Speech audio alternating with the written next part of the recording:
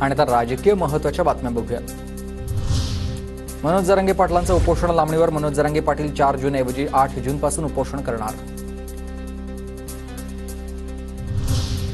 जरांगेंच्या उपोषणाला अंतरवाली सराटीमधील नागरिकांचा विरोध। उपोषणाला परवानगी देऊ नका, नागरिक जिल्हाधिकाऱ्यांकडे मागणी करणार।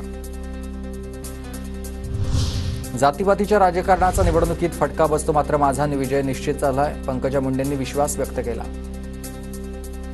जे निवडणूक काळामध्ये जे जातीचं समीकरण पुढे आलं त्याला कुठेतरी काही किनार लागेल किंवा फटका बसण्याची शक्यता आहे। तर या सगळ्या गोष्टींचा निवडणुकीवर परिणाम असतोच, नाही म्हणणं हे चुकीचं ठरेल। आता उद्याच्या निकालानंतर याच्यावर मी भाष्य करणं उचित राहील। माझ्या मनात कुठलीच धाकधूक नाही, उद्या लोकांचा अंदाज माझ्या बाजूने दिसेल, अमरावतीमधील बविया उमेदवार बळवंत वानखेडे यांचा दावा।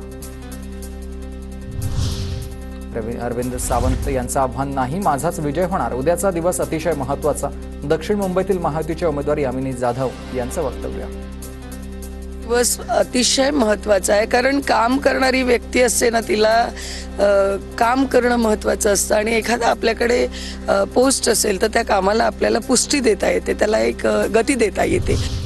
एक्झिट पोलवर नाही तर जनतेच्या मतांवर विश्वास, नागपुरातील जनता माझ्या पाठीशी, काँग्रेस उमेदवार विकास ठाकरेंना विश्वास।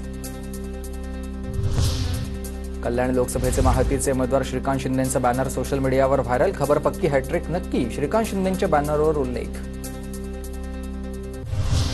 उद्याचा गुलाल आम्हीच उडवणार, रवींद्र धंगेकरांना विजयाचा विश्वास, पश्चिम महाराष्ट्रातील सर्व उमेदवारांमध्ये जास्त लीड माझा असेल असाही दावा।